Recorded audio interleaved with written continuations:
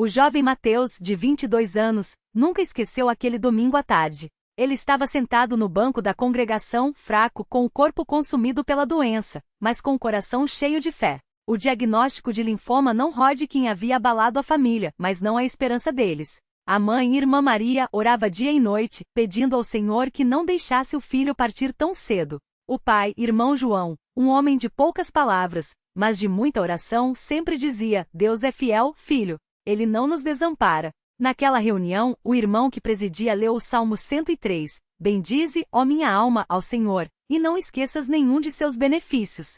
É Ele que perdoa todas as tuas iniquidades e sara todas as tuas enfermidades. As palavras pareciam dirigidas diretamente a Mateus. Ele fechou os olhos e sentiu uma paz que não sentia há meses. O irmão então fez um apelo: se há alguém aqui com uma necessidade, que levante a mão para orarmos juntos. Mateus, com dificuldade, ergueu o braço. Imediatamente vários irmãos se aproximaram, impuseram as mãos sobre ele e começaram a clamar ao Senhor em uma só voz. A oração foi intensa. Alguns irmãos choravam, outros falavam em línguas, mas todos pediam a mesma coisa: a cura de Mateus. De repente ele sentiu um calor estranho percorrer seu corpo, como se uma corrente elétrica o envolvesse. Não era dor, não era febre, era algo diferente, algo sobrenatural. Quando abriu os olhos, viu que muitos irmãos também haviam sentido a mesma coisa. A irmã Clara, uma senhora de cabelos brancos, exclamou: Glória a Deus!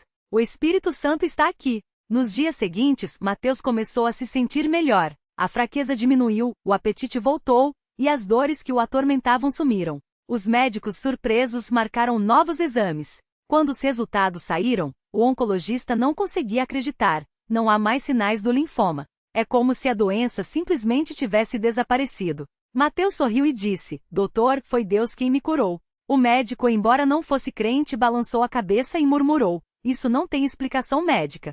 A notícia se espalhou pela congregação, e muitos irmãos foram até a casa de Mateus para louvar a Deus. Na próxima reunião, ele foi chamado para dar seu testemunho.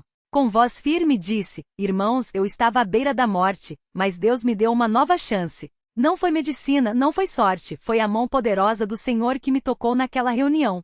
Se alguém aqui está doente, desanimado ou com medo, eu digo: confiem em Deus.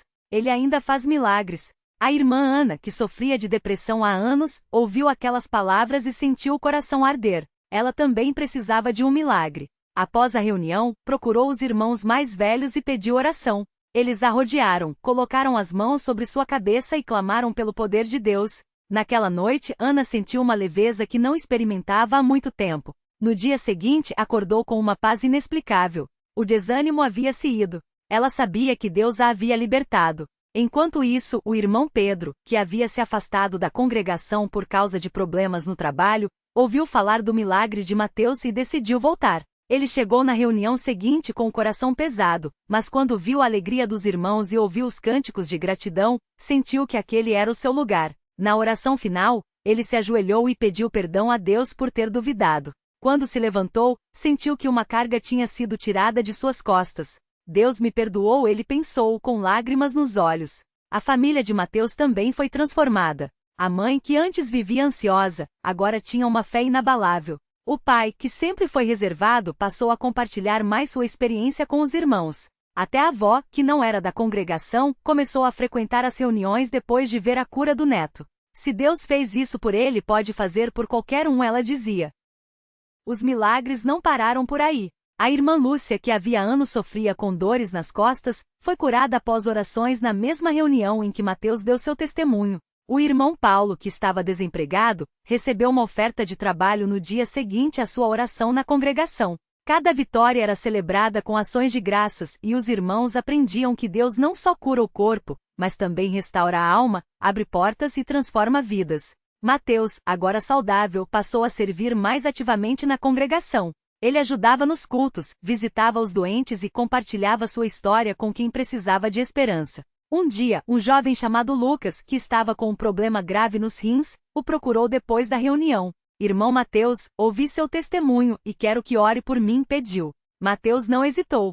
Juntos ajoelharam-se ali mesmo, no pátio da congregação, e clamaram a Deus. Uma semana depois, Lucas voltou correndo para contar que os médicos haviam dito que seus rins estavam funcionando normalmente. Deus me curou, ele exclamou, abraçando Mateus. As reuniões ficaram ainda mais cheias de fé. Os irmãos passavam horas em oração, não só pelos doentes, mas por todas as necessidades, famílias desunidas, jovens em perigo, irmãos fracos na fé. Cada resposta era registrada como uma prova do amor de Deus. A irmã Marta, que havia perdido a esperança de ter filhos, engravidou depois de anos de oração. O irmão Tiago, que lutava contra o vício do álcool, encontrou força para abandonar o pecado e se batizar. A cada semana, novos testemunhos eram dados, e a fé da congregação crescia. Mateus nunca se cansava de agradecer. Toda manhã, antes de sair para o trabalho, ele se ajoelhava e dizia: Senhor, obrigado por mais um dia. Obrigado por me dar saúde, por me perdoar e por me usar para abençoar outros. Sua vida tinha um propósito agora. Ele sabia que Deus o havia poupado não só para que vivesse, mas para que servisse. Um dia, durante uma reunião de oração, o irmão que presidia leu em Tiago 5, 14, 15, Está alguém entre vós doente? Chame os presbíteros da igreja, e estes façam oração sobre ele, ungindo-o com óleo em nome do Senhor. E a oração da fé salvará o doente e o Senhor o levantará. Então ele olhou para os irmãos e disse: Deus não mudou. Ele ainda cura, ainda salva, ainda transforma. Se vocês têm fé, tragam suas necessidades a ele. Muitos se levantaram naquele dia. Alguns com doenças, outros com problemas familiares, outros com angústias no coração. Os irmãos mais velhos uniram as mãos sobre eles e oraram com fé. Não havia pressa, não havia formalidade, apenas corações quebrantados buscando a Deus. E ele respondia. Não sempre da maneira esperada, não sempre no tempo desejado, mas sempre com amor. Mateus, anos depois, ainda se emociona ao lembrar daquele domingo em que Deus o tocou. Ele casou-se na congregação, teve filhos e continua servindo ao Senhor. Sua história é contada não como um feito seu, mas como uma prova de que Deus ouve, Deus age e Deus ainda faz milagres. E toda vez que um irmão novo chega com dúvidas, ele sorri e diz: Venha, vamos orar. Deus não falha. Mateus nunca esqueceu o cheiro do óleo que os presbíteros usaram para ungir sua cabeça naquela noite. Era um aroma simples, quase imperceptível, mas que carregava consigo o peso da presença de Deus. Enquanto as mãos dos irmãos repousavam sobre ele, ele sentiu algo que não conseguia explicar, uma paz que ultrapassava qualquer entendimento, como se o Espírito Santo mesmo estivesse ali confirmando: Filho, você está curado. Não houve voz audível, não houve visões, mas uma certeza tão profunda que ele soube, naquele instante, que não precisaria mais do tratamento que os médicos tinham marcado para a semana seguinte. Os exames que vieram depois confirmaram. O oncologista, acostumado a lidar com casos difíceis, olhou para os resultados com espanto. Isso não faz sentido, murmurou, enquanto comparava os laudos antigos com os novos. As células cancerígenas que antes se multiplicavam de forma agressiva, simplesmente não estavam mais lá. Remissão completa, escreveu no relatório, sem conseguir esconder a surpresa. Mateus não discutiu, não tentou convencer o médico de nada. Apenas sorriu e disse: Deus é bom. O médico, embora cético, não teve como negar o fato. Aquele jovem não deveria estar vivo, muito menos sem nenhum sinal da doença. Mas a cura física foi apenas o começo. Nos meses que se seguiram, Mateus percebeu que Deus também estava curando seu coração.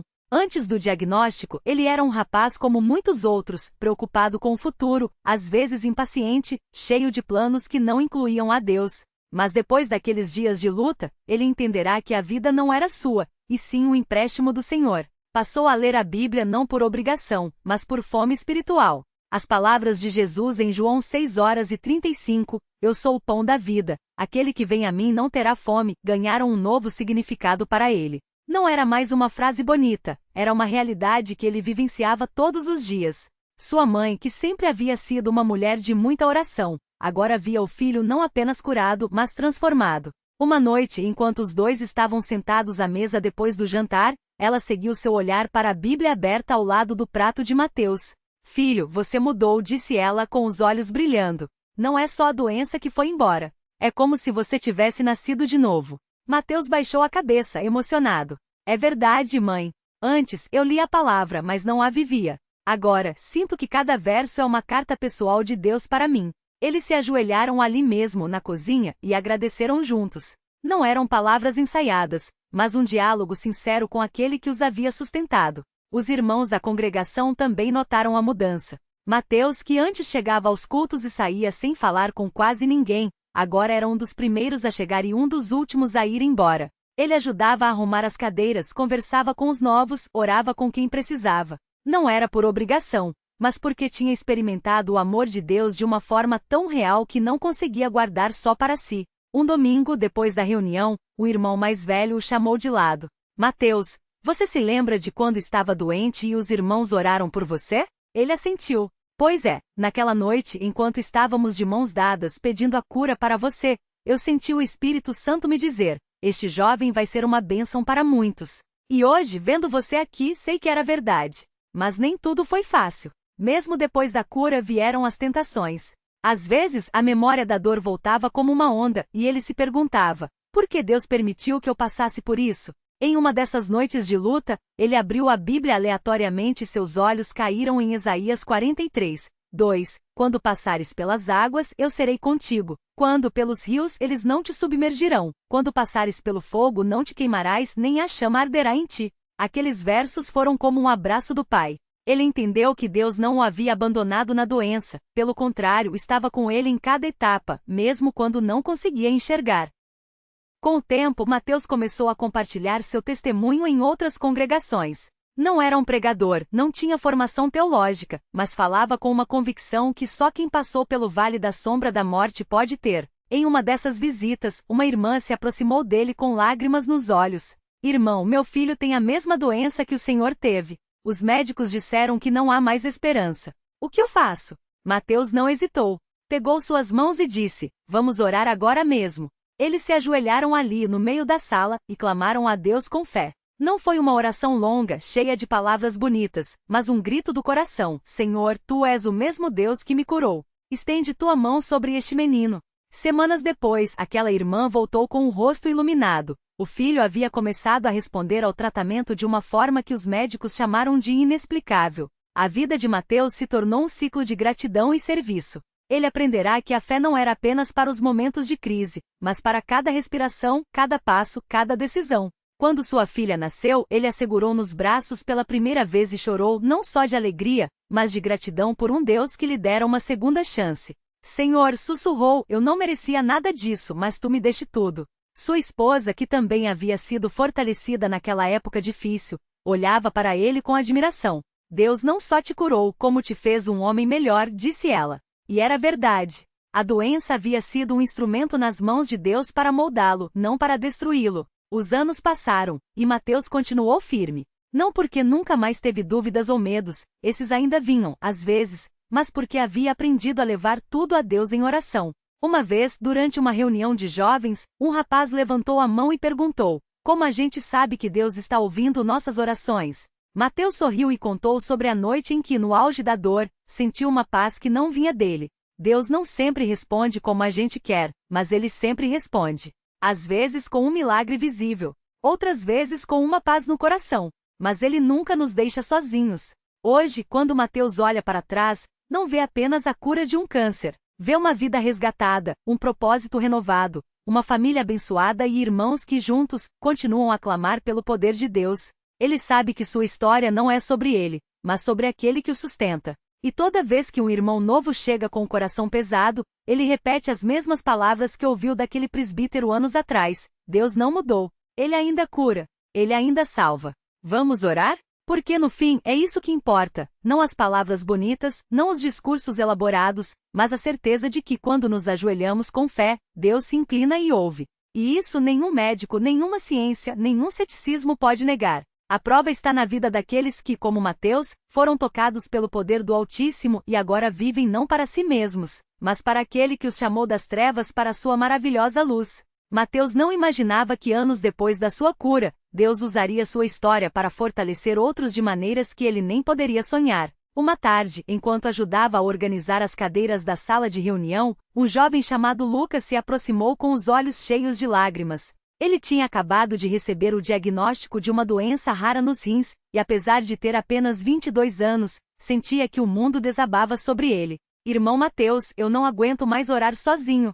Parece que Deus não me ouve, confessou com a voz trêmula. Mateus colocou a mão no ombro dele e o levou para um canto tranquilo da sala. Lucas, eu também já me senti assim. Mas Deus não mede a nossa fé pelo quanto a gente entende, e sim pelo quanto a gente confia nele mesmo sem ver. Vamos orar juntos? E ali mesmo, entre as fileiras de cadeiras vazias, os dois se ajoelharam. Mateus não usou palavras complicadas.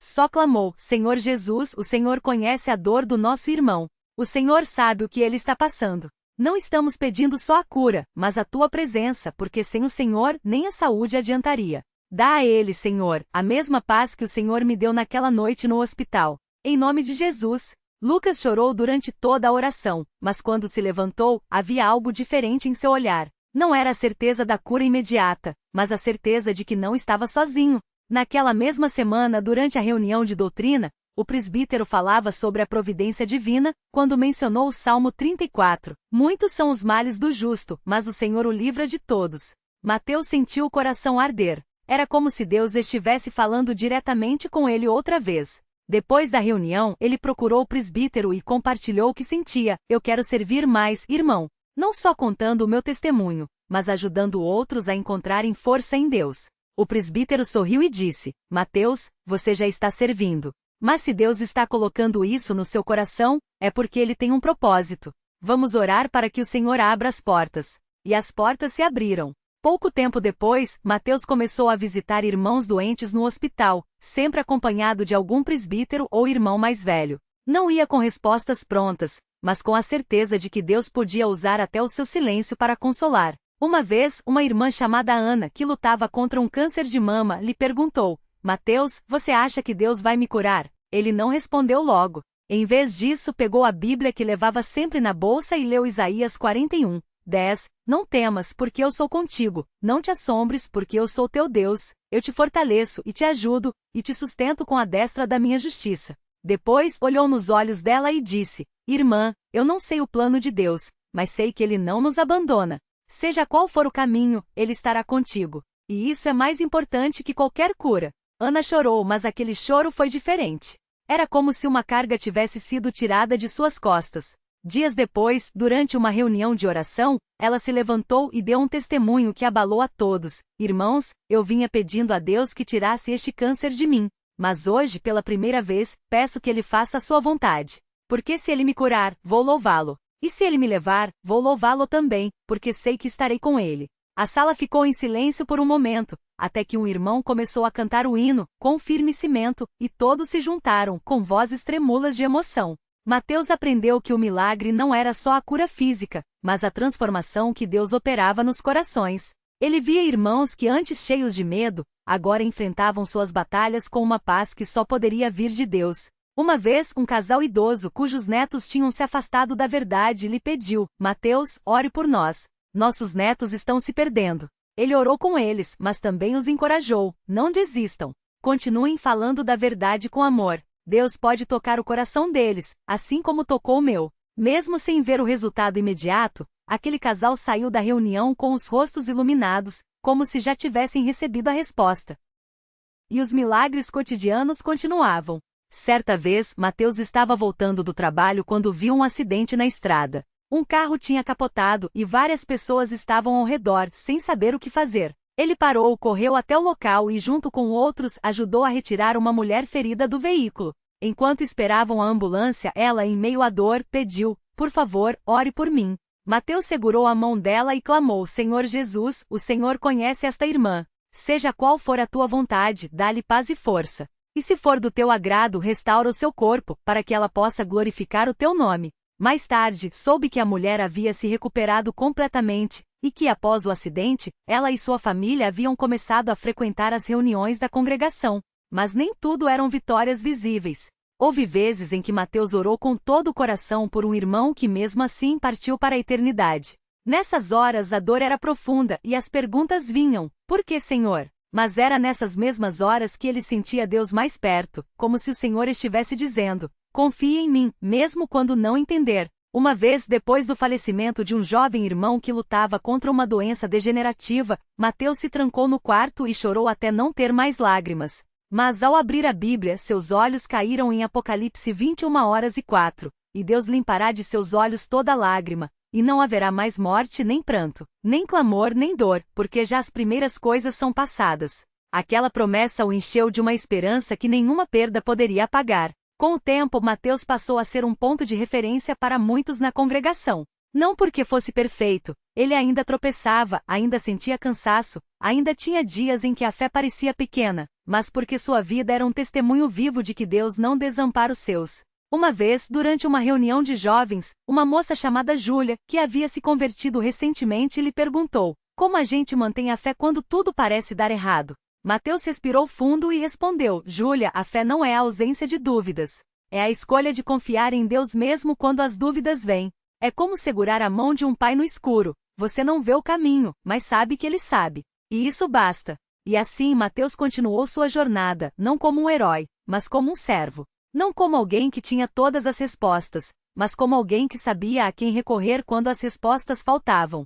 Sua vida se tornou um cântico de gratidão, não só pela cura do câncer, mas por cada dia em que Deus lhe dava forças para seguir, por cada irmão que encontrava no caminho, por cada oração respondida, mesmo que fosse com um não ou um espere. Porque no fim, ele havia aprendido que o maior milagre não era a saúde recuperada, mas a alma rendida aos pés de Cristo. E toda vez que ele se ajoelhava para orar, seja sozinho em seu quarto, seja ao lado de um irmão necessitado, ele sentia a mesma presença que o havia sustentado naquela noite no hospital. Uma presença que não promete ausência de dor, mas promete nunca abandonar. Uma presença que não tira as batalhas, mas caminha ao nosso lado nelas. E isso, para Mateus, era mais do que suficiente. Porque, afinal, a vida cristã não é sobre milagres espetaculares, mas sobre a fidelidade de um Deus que se importa com cada lágrima, cada medo, cada suspiro de seus filhos. E enquanto houver irmãos que precisam de um ombro para chorar, de uma mão para segurar, de uma voz para orar com eles, Mateus estaria ali, não por sua própria força, mas pela graça daquele que o chamou, o curou e o sustenta até hoje. Porque, no fim das contas, a história dele não era sobre Mateus. Nunca foi. Era e sempre será sobre Jesus.